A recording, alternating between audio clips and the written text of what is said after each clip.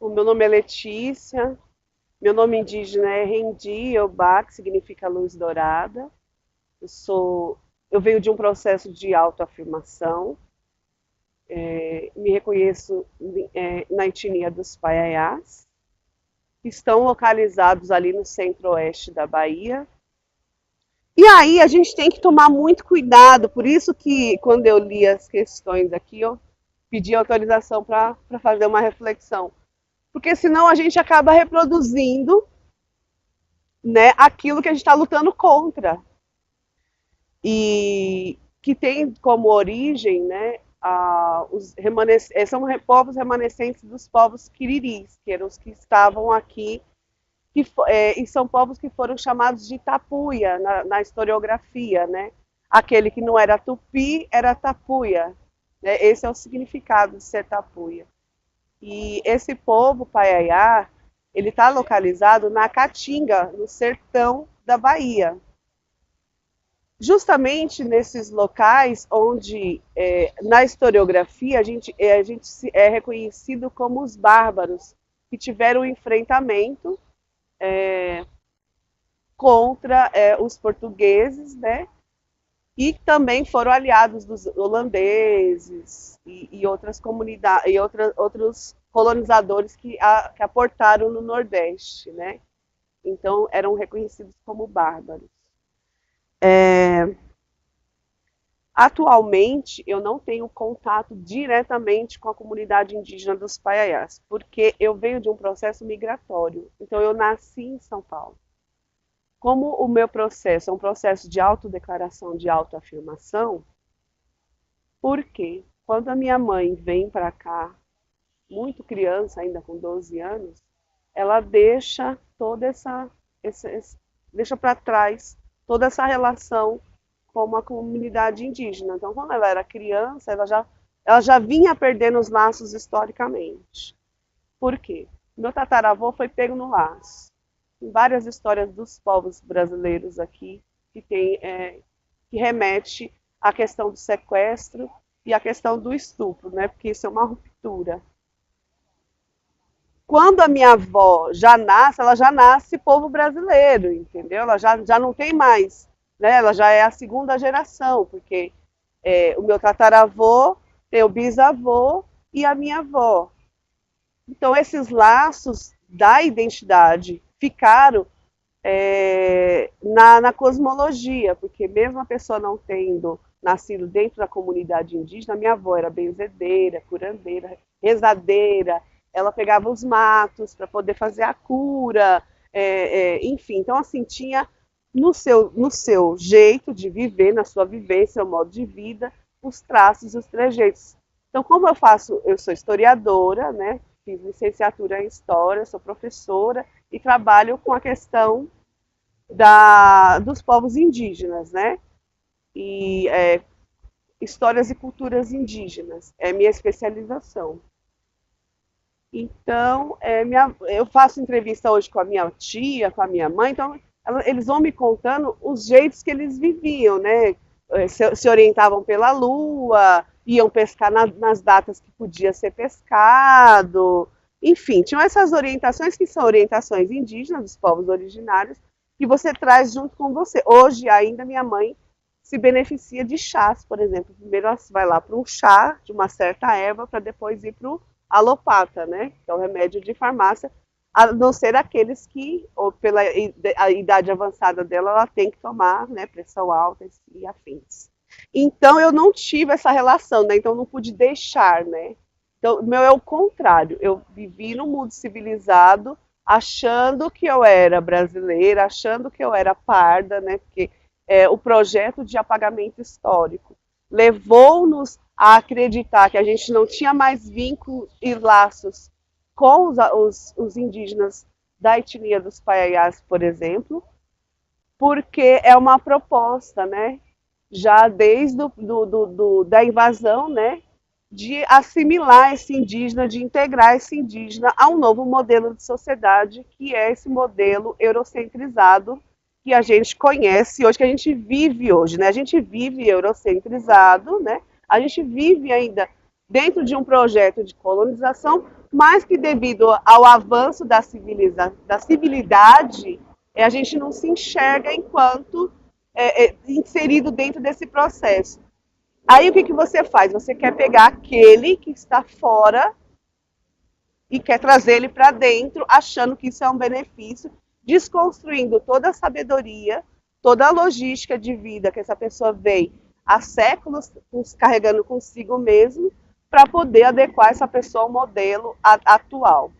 Aí o que acontece? Entrando na questão dos estereótipos, a imagem que a escola, por exemplo, passa, né, durante os anos escolares, na educação de base, que o indígena é o indígena pelado, que foi encontrado lá na beira da praia, com seu cocar de penacho, com suas pinturas, né, coletando, pescando.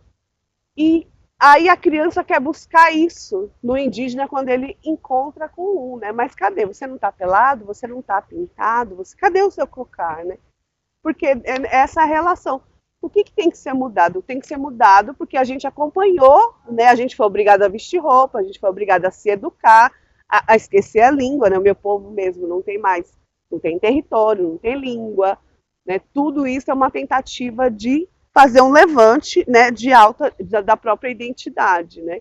O povo se esparramou pelo centro-oeste da Bahia e também pelos processos migratórios, porque lá é um lugar de seca, é árido, né? Então você vai ter Paiaiá e outras identidades do Nordeste, como Pancararu, Pancararé, em todas as grandes capitais, porque a ânsia é de fugir da fome, né? Ou também você vai ter essa diáspora indígena por conta da perda dos territórios, pelas grilagens, pelas expulsões de terra, né? Então, é muito relativo cobrar, por exemplo, o fenótipo, né? Que eu tenha o fenótipo indígena daquele do Parque do Xingu, né? Ou da Amazônia em si, né? Para não só não estereotipar o Xingu, né? E então 518 anos de contato não deslegitima o meu sangue indígena e a minha cosmologia e a minha necessidade espiritual de me autoafirmar. Olha, primeiramente, assim, quando eu me autoafirmei, eu também estava dentro dessa logística de não entender que tinha indígenas dentro da cidade de São Paulo, de não entender qual que foi de não entender qual que era a figura e a presença do estereótipo do apagamento histórico. Então eu fui me despindo, eu fui fazendo um movimento contrário. Em vez de vir para a cidade, comecei a sair da cidade para entender como que o tempo do indígena, que é completamente diferente do tempo do não indígena. É o de apenas ter uma subsistência ali, uma maneira de se manter. Eu, quando estive no território do Pinambá, fiquei impressionada com uma cena. Estávamos em umas 9 pessoas. Aí o Jaú olhou para cima e falou assim, tem uma fruta-pão aqui que tá boa. Ele foi lá, colheu a fruta-pão. Tinha duas, uma não estava boa e a outra ele estava boa. Ele descascou, botou para cozinhar. Aí a minha madrinha de lá pegou um pedaço de carne do sol. Daqui a pouco aquilo ali virou uma janta para 9 pessoas e todo mundo sai muito bem alimentado. Então, como eu faço projeções, como sou historiadora, eu me projetei em São Paulo fazendo isso, né? Aqui não tem condições nenhuma. Primeiro você tem que ter o dinheiro, depois você tem que ter o transporte, a locomoção até o mercado, mesmo que seja caminhando. E volta para casa e tem que, sabe, fazer o procedimento de cozinhar, tem o tempo de ida, o tempo de volta. Então aquilo me chocou, assim, me impactou. Essa é uma vida, é uma cosmologia, é uma forma de vida. Você extrai da própria natureza. A gente não tem lugar de plantar dentro da nossa casa, nosso quintal. A gente não tem espaços para isso. É o que acontece com os indígenas lá do Jaraguá, por exemplo. Eles não têm a terra demarcada, está em processo declaratório, não tem lugar para plantar. E se eles passam para dentro da proximidade onde tem o Parque do Jaraguá, não pode caçar, não pode desmatar para plantar. Então, assim, tudo não pode, né? E é enquadrado na lei dos IBAMAs e os afins, né? Então, a gente tem que despir, né? E fazer o movimento ao contrário, né? De pensamento e para poder você compreender. Se você não se despir, você vai ficar ainda nesse processo do aceleramento, né? De querer que as coisas aconteçam muito rápido. E se o indígena perceber que você está assim, aí você vai ficar mais tenso, porque não acontece. Então, é prestar atenção na cultura, nas formas de se relacionar com a natureza, de se relacionar com as crianças, de se relacionar com os animais, com a própria mata. Olha aqui, ó, a diversidade dessa mata aqui. Ó. Uma convive com a outra. O ser humano colonizado não consegue conviver com a diferença do outro. Tem duas, três ali, uma é diferente da outra, elas conseguem viver em harmonia. O ser humano não consegue viver com a diferença do outro. Então, assim, é um processo de descolonização, entende? E é o que a gente tem feito, né? A nossa participação indo para a militância, né? Porque na minha parte de atuação como indígena, é isso, trazer essa luz, né? Porque parece, quando eu vou nas escolas, que eu falo com as crianças e tudo mais, quando eu faço palestras nas faculdades, na universidade, quando eu começo a falar isso, parece que as pessoas estão redescobrindo, e não é uma coisa assim, sem logística, né? Não é uma lógica muito distante, né? É uma coisa que aí fica, mas da última mesa que eu fiz, a moça falou assim, olha, eu me distancio da questão porque eu não conheço, não entendo, não sei de nada. E aí fico no limbo, né? Eu falei, olha, quando eu fui para a universidade, eu sabia no mínimo que eu era descendente de indígenas. Isso eu sabia, isso nunca me foi negado ser descendente. Quer dizer, eu nunca neguei ser indígena, porque isso nunca me foi negado. O que me foi negado foi conhecer as origens e a história, por causa do apagamento histórico.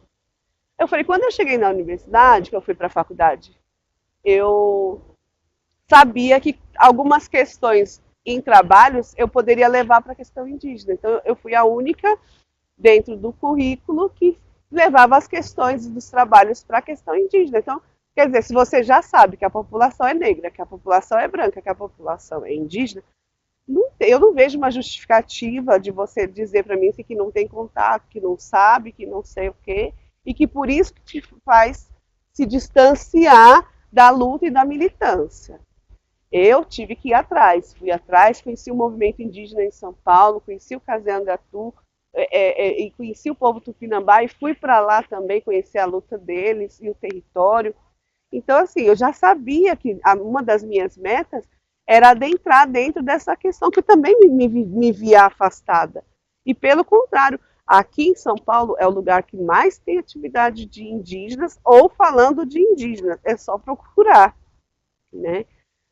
Aqui no MASP mesmo vive tendo coisas, aqui no Itaú Cultural, enfim.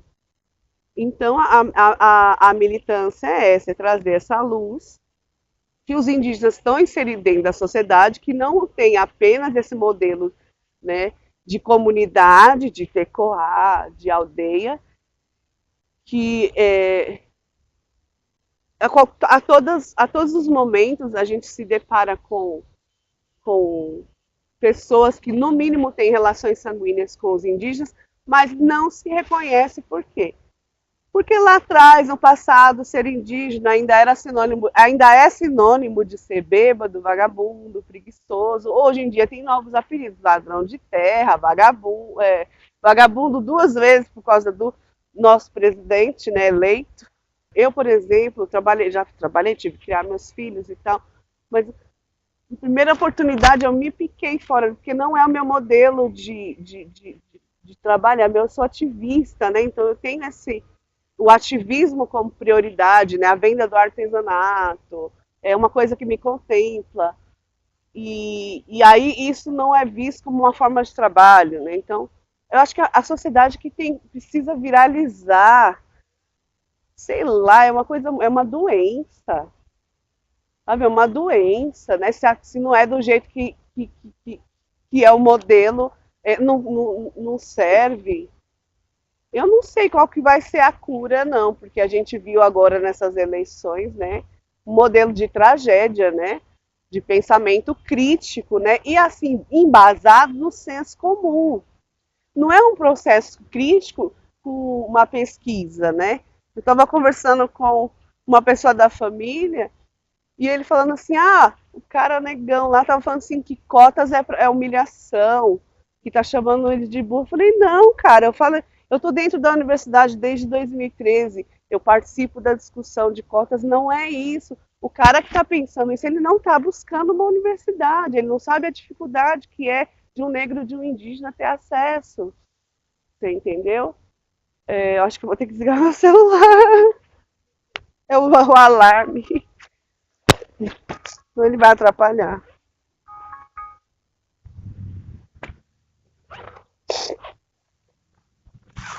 Então, quem está fazendo a. Ai, quase que eu pisei. Quem está fazendo a crítica não está estudando, sabe? Está embasado no senso comum.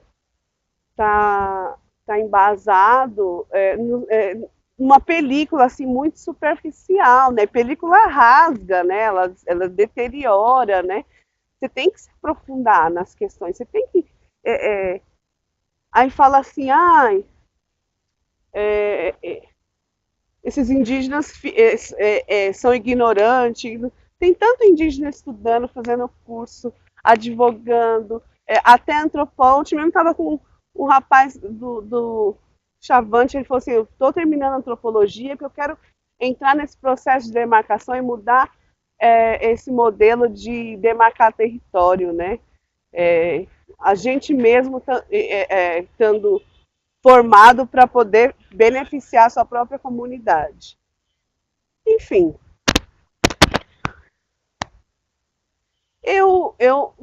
depois que eu me autodeclarei, a minha vida fez mais sentido enquanto indígena.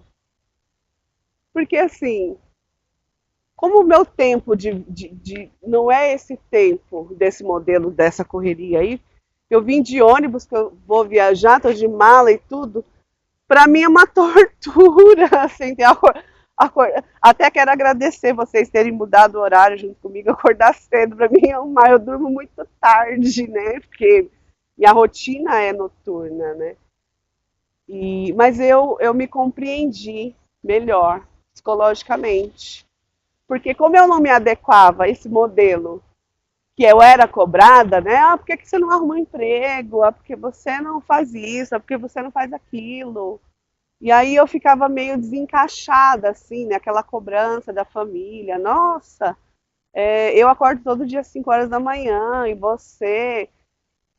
E fora, assim, questões familiares mesmo, de pensamento, de linha de crítica, diferente desse modelo que está colocado, né?